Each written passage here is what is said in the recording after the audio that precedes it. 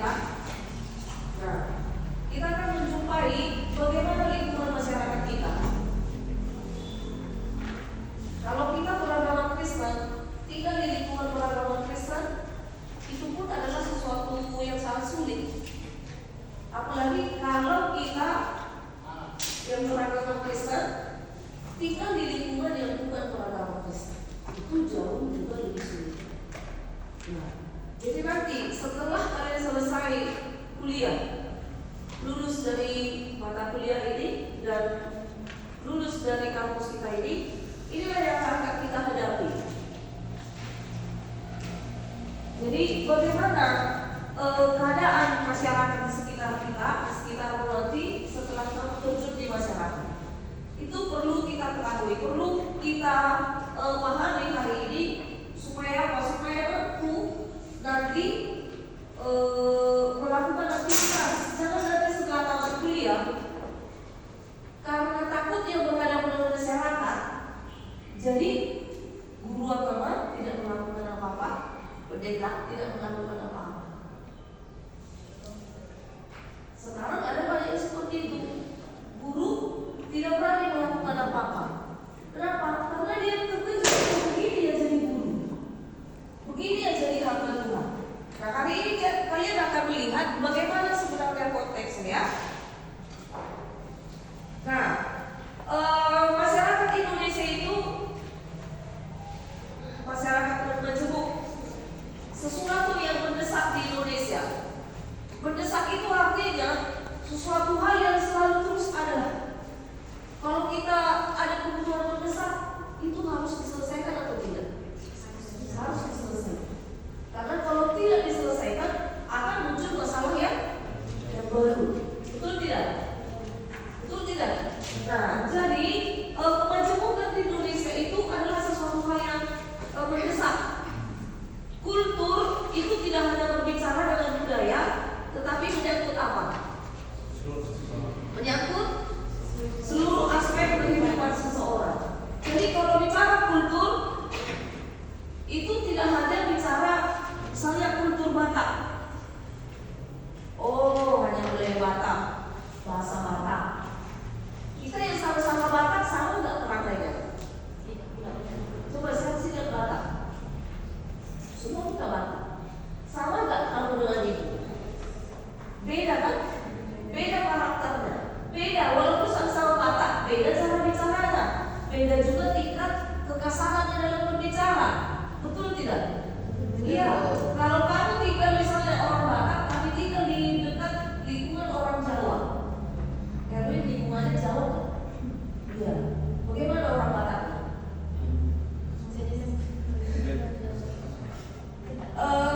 Iya, akan mempengaruhi logatnya kan? Tidak akan berani kalau kita bicara dengan orang Jawa yang agak lembut bahasanya. Pasti akan berubah kan? Mereka yang mengubah kita. Karena kalau kita tidak mengikuti mereka, kita tidak diterima. Nah, jadi kalau orang Batak, kulturnya tidak hanya bicara bahasa saja, Pak. Semua hal, cara berpikirnya, pola berpikirnya berbeda. Orang Batak biasanya suka terbuka.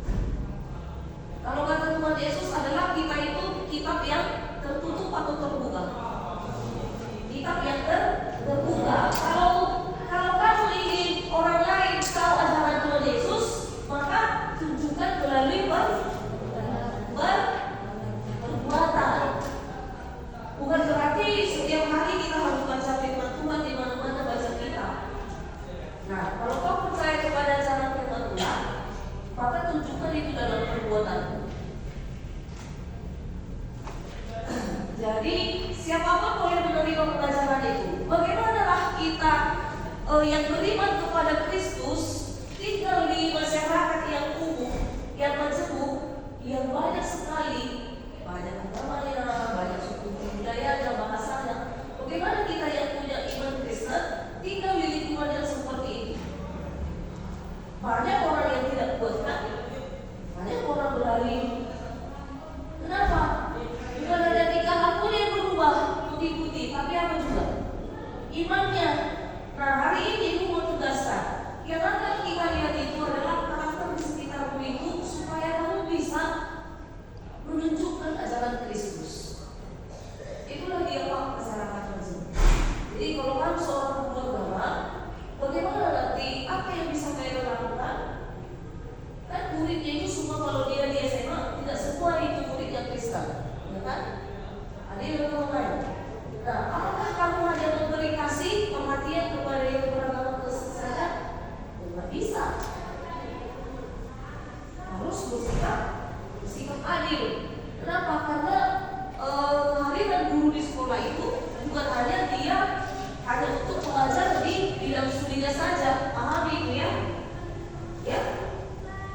Jadi nanti kalau Mary jadi guru agama, dia hanya peduli terhadap siswanya yang beragama Kristen. Itu satu kesalahan.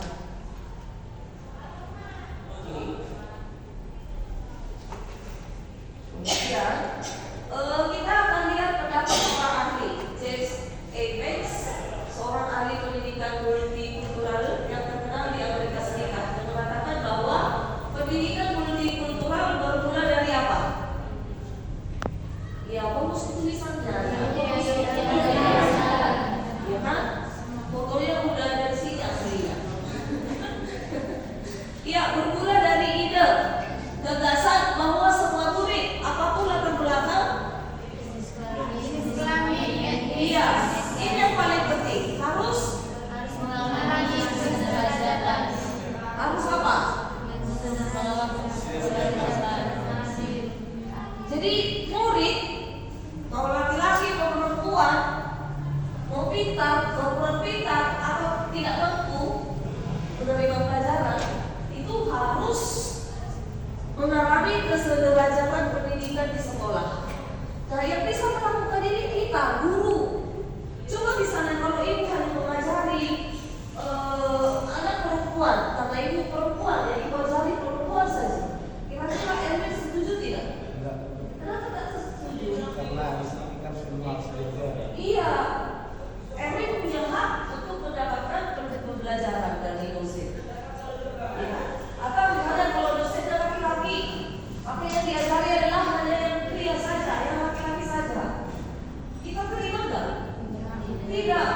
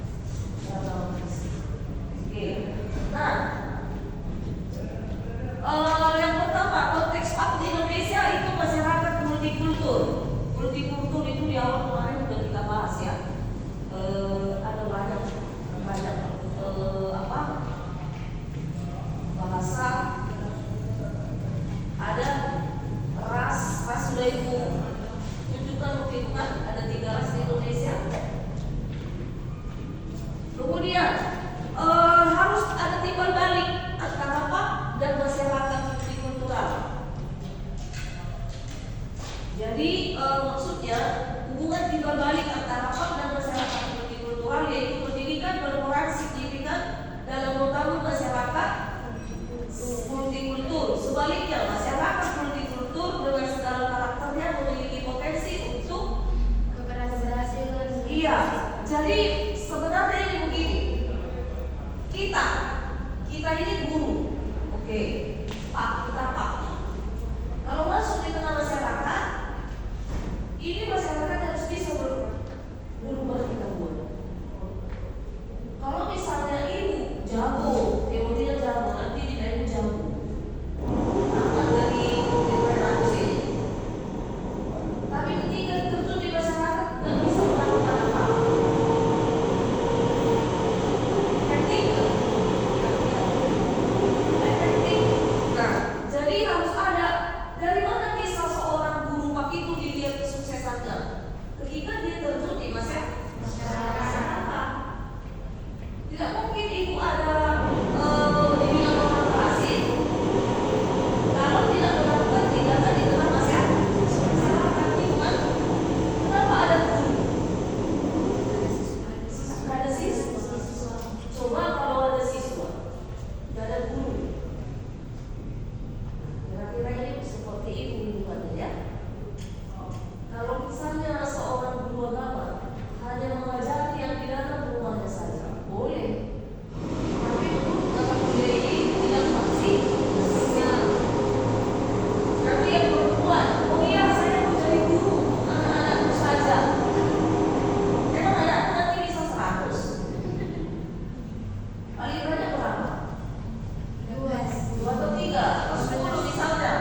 Nah, iya kan? Tapi kalau misalnya kita terjun ke masyarakat, jadi terjun ke masyarakat ini bukan hanya ketika kalian belajar di sekolah ya. Oke? Kalau misalnya belajar di sekolah kan tidak belajar kan? Jadi ada kegiatan di tengah masyarakat. Mau nggak seorang guru ikut di situ? Capek. Dia nggak di situ lembaga desa aja yang di sana. Aku di sekolah aja. Nah hari ini cara berpikir kalian itu bahwa saya bermanfaat bukan hanya di gereja, bukan hanya di sekolah, tapi juga di tengah masyarakat. Bicara masyarakat itu berarti bicara sudah masuk artinya masuk ya.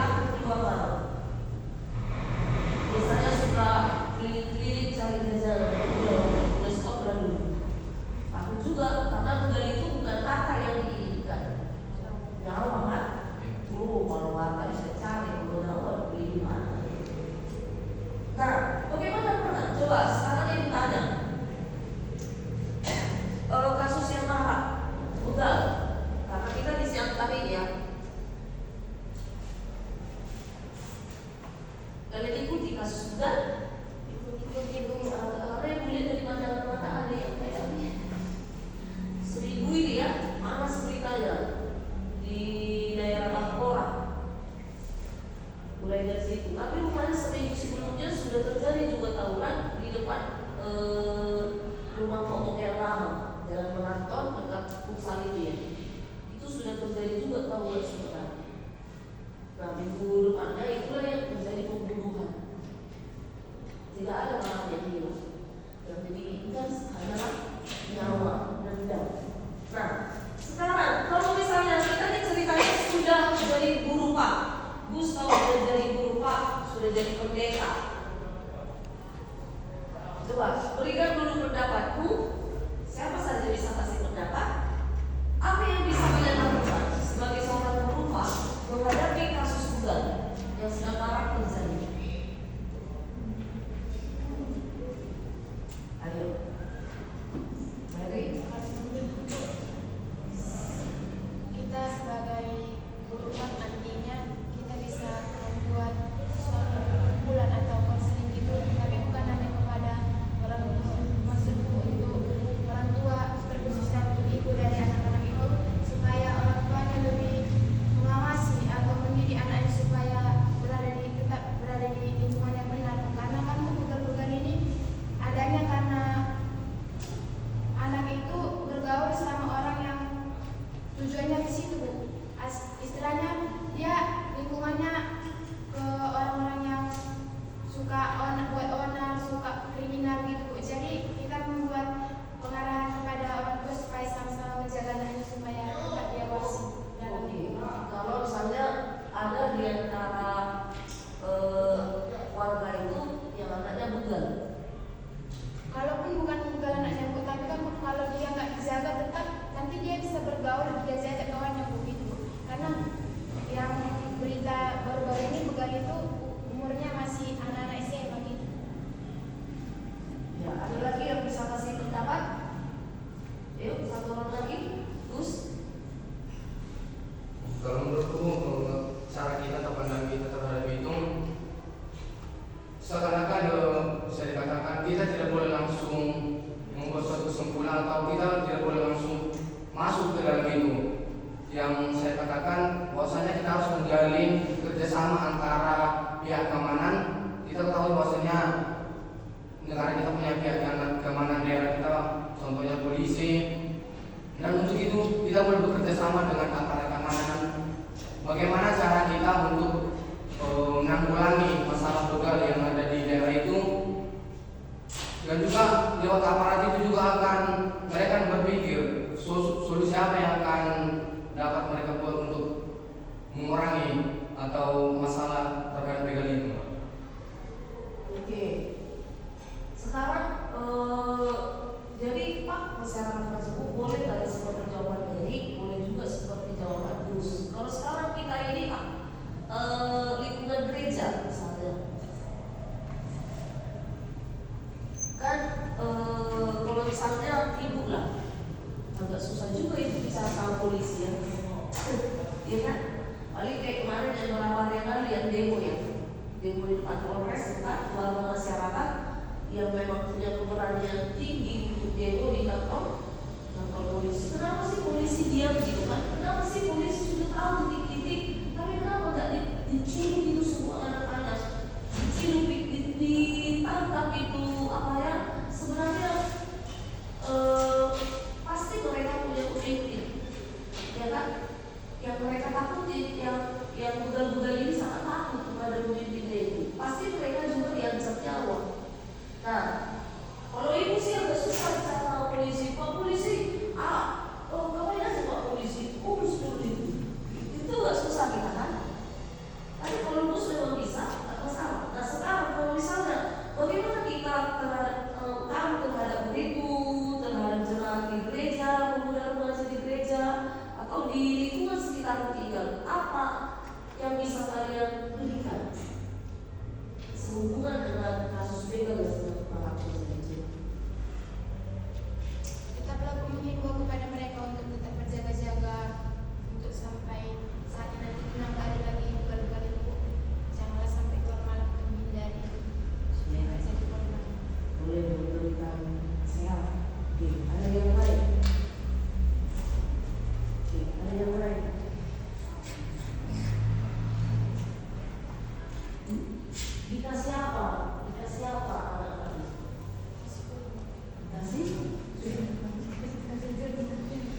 Iya, diberikan apa mereka supaya nggak kesana. Maka di sini dia datang.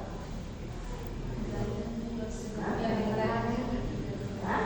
Ibadah. Apalagi yang bisa kita lakukan? Ya coba sebutkan.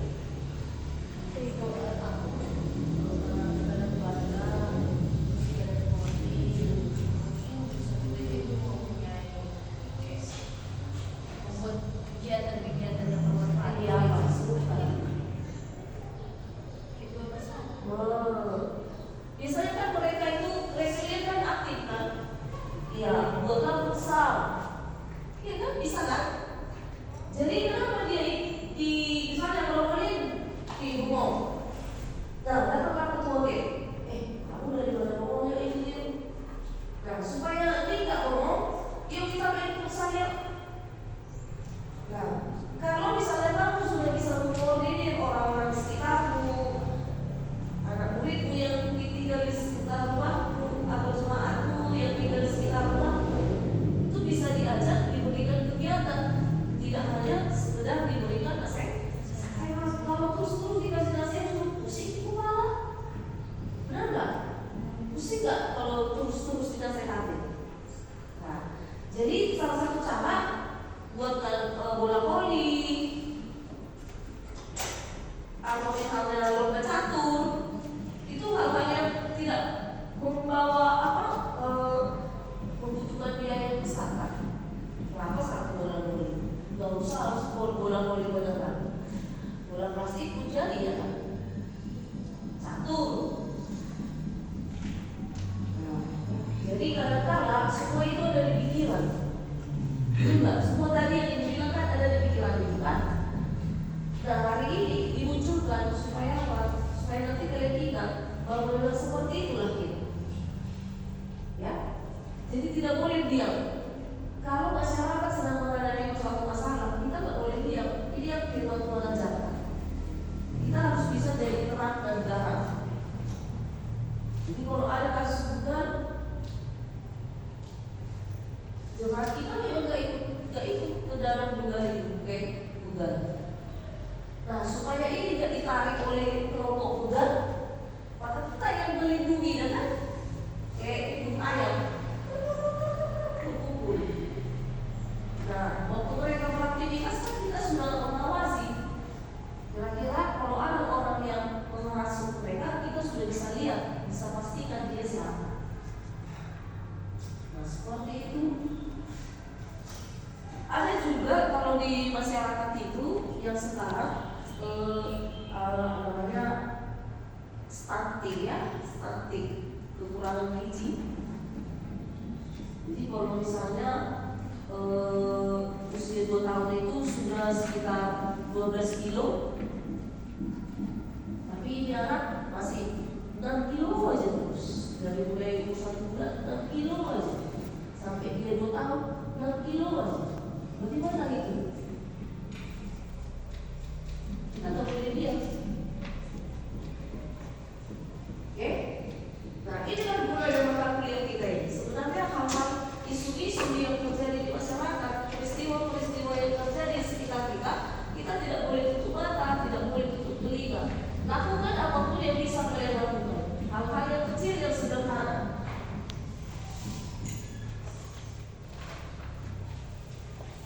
Oke? Paham?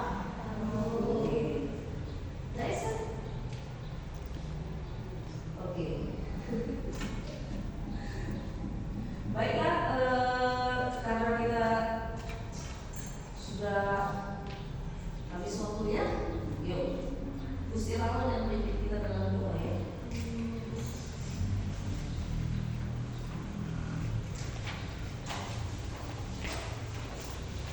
Sebelum kita mengakhiri perkuliahan kita hari ini, kita satukan hati kita berdoa. Terima kasih Bapa yang baik, kembali dan bersyukur, kembali dan berterima kasih buat cintamu yang tak terbatas itu. Dan pada saat ini Tuhan perlu berkumpulkan kami di tempat ini, bukan Tuhan buat gegap perkasa kami, tapi satu hal yang kami harus tahu, bahwa hidup kami ada dalam kendali-Nya Tuhan. Bapa yang baik yang telah mengakhiri sesi perkuliahan kami pada hari ini, apa yang telah kami dapat, apa yang telah kami terima, telah boleh menjadi bekal untuk masa depan kami. Dan juga buat hamba-Mu, Ibu dosen kami yang telah mengajar hikmat dan pengharapan yang daripada Tuhan boleh menjadi bagian milik hamba-Mu Tuhan. Dan sebentar kami akan bertemu kisah dari tempat ini untuk bungkus kami dengan kuasa darah-Mu dan aktivitas kami satu hari ini kami serahkan kepada Tuhan. Inilah doa kami alaskan dalam nama Tuhan Yesus Kristus dan berdoa mengucap syukur kepadamu. Haleluya.